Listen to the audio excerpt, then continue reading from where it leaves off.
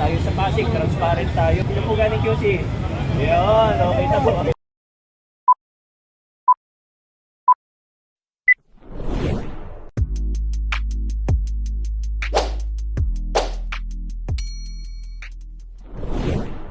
Welcome back sa aking YouTube channel. Para sa mga first time na panonood, please click mo na yan, Jerry's TV Manila. Anyway guys, wala nang bayad o libre lang, tulong mo na lang din sa kapwa mo. Alright, thank you very much po. So topic natin ngayon for today's video, Vico Sotto nahuli yung mga nagrarally sa Pasig kontra sa kanya ay mga taga Quezon City pala. And guys, yan ang mainit na pag-uusapan natin ngayon. Dahil nga ito pa lang si Vico Sotto guys, na isa rin nating idol. Bata, di ba?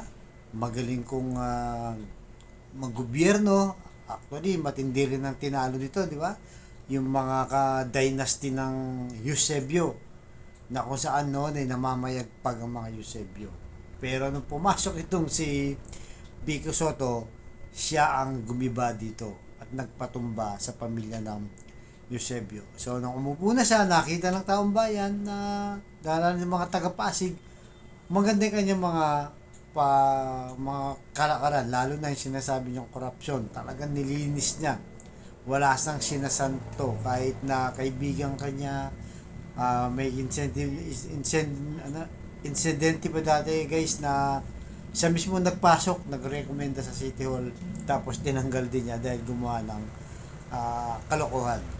So dahil dyan, may pinapatayo pa lang bagong City Hall ng Pasig City. Kung di ako nagkakamali, nasa malaki, billion, 6.3 billion yata guys. Diba yung pinapatayong City Hall dyan. Siyempre dahil alam naman natin yung City Hall sa Pasig, bagamat hinawakan ng matagal yung mga Eusebio dyan, napabayaan yung City Hall. Kaya ang gusto mangyari ni Vico Sotto ay mapaayos niya para yung serbisyo para sa tao ay talagang may pakita, di ba? Na maging convenience ng tao pagdating sa proseso sa mga permits, mga humihingi ng tulong sa City Hall, lahat ng transaksyon ng mga taga-Pasig. So, dahil dyan guys, mayroong isang grupo na sigurado politika to guys, mga kalaban niya sa politika, ang nag-rally. Di ba? Save Pasig daw ang kanilang pangalan, isang organization na nag-rally. Tapos yun, pumunta mismo doon sa area. Di ba? Kaya nga nabalitaan ni Vico Sotto, pumunta rin siya. Willing siyang kausapin, willing siyang makinig kung ano man ang saloobin ng kanilang mga damdamin. O yung mga reklamo nila. Kasi realista yan, ibig sabihin, may mga pinaglalaban dapat yan, di ba? Kasi nagrarally nga sila. Kailangan may prinsipyo sila. Bakit sila nagrarally? At bakit sila pumunta doon? Diba? So, hinarap ni Vico Sotto ngayon kung ano ang pakay nila. So, dahil doon, nabisto niya guys na yung pala yung mga hakot at galing sa Quezon City. Imagine mo, Quezon City ang hinakot.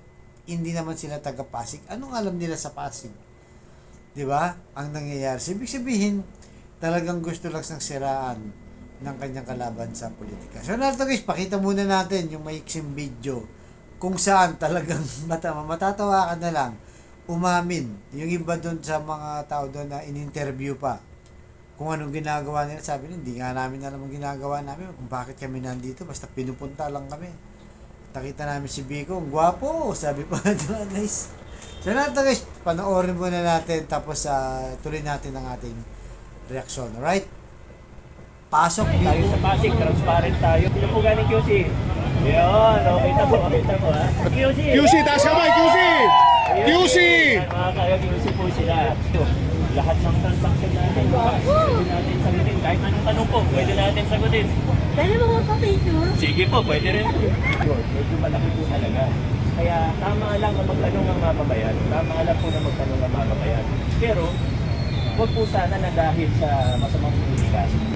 Taga saan talaga kayo? Eh, ba't kayo pumunta dito, sir? Gusto lang namin makita si Lea kasi sa totoo lang kami, namalang talaga kami.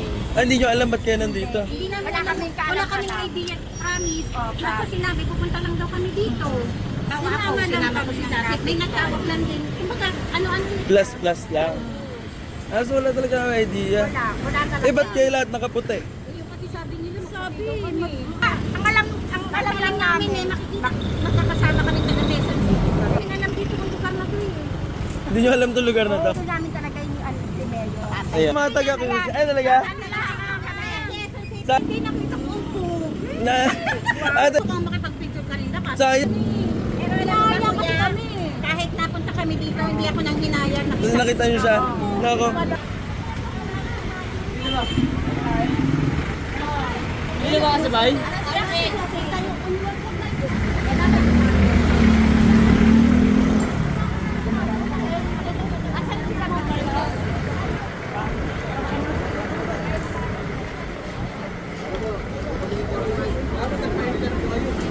Taga saan kayo, kuya? So guys, napanood nyo, di ba? Nakakatawa, di ba? Talagang huling-huli. Sabi pa ni Vico, o sino taga Quezon City dito? Ang galing niya manghuli, no? So, alam nyo, ito yung ano guys, ito na talaga yung style ng mga trapong politiko na sisiraan yung mga nanunungkulan na matino, maayos, transparent, kagaya nga nitong si Vico Soto. Di ba? So, alam niya, handa siyang humarap. Kaya nga sabi niya, di ba, na nakikinig ako sa mga tanong nyo at dapat nga kayong magtanong dahil napakalaki talaga ng proyekto nito, sabi niya. Dahil wala siyang tinatago, di ba? Dahil transparent siya, guys. Eh, kaya niyang harapin. Hindi kagaya ng ibang politiko pag may mga ganyan nagre-reklamo, nagre-rally. Wala. Hindi yan pinapansin, guys. Ini-snub lang yan. Kasi may mga tinatago. Pero ito, dahil walang tinatago, kahit sino. Di ba gano'n naman kahit sa simpleng buhay, guys, di ba? Kung wala kang tinatago at mayroong nagkakusa sa'yo, himalaya ka at alam na alam mong wala kang kasalanan at haharap at haharap ka. Di ba? Dahil kaya mong depensaan ng iyong sarili. Di ba? So, eto mga pinipili talaga. Parang si Isko rin to, guys. Bata pa, iba kung mag-isip, transparent. Di ba? Nakita natin nung kay Isko, malalaking project din ang ginawa niya, guys. Nasa 1.8 billion ang isang world-class public school. Ano yan, 3. Tapos may mga condominium pa, mga ganun din, billion din, guys. Yung Manila Supa. So, dahil transparent din siya, wala siyang corruption, walang nagkaso sa kanya. At dahil alam nila na transparent siya, hindi nila kayang gibayin. So ito yung epekto, guys, ng magandang pinakita mo, di ba? Sa nasasakupan mo bilang mayor, kagaya ni Vico Soto at saka ni Isko, hindi kayang gibayin yan. Kasi alam ng taga-Pasig, di ba? Alam ng taga-Maynila na matino ang kanilang mayor. Kaya kahit anong sira pa dyan, alam nila kung ano ang totoo at hindi sila naniniwala. Yun ang maganda, guys. Pag napamahal ng tao sa'yo, naging transparent ka, na pinakita mo yung malasakit mo, di ba? Yung trabaho mo, talagang anti-corruption ka, at tulong talaga para sa gobyerno, walang halong personal na interest, ay sigurado, panalong-panalo ka sa taong bayan. Di ba? Lalo na sa mga mayor na yan, na maayos. So, last term niya na ito, guys. Kailangan na manalo din siya para matapos na.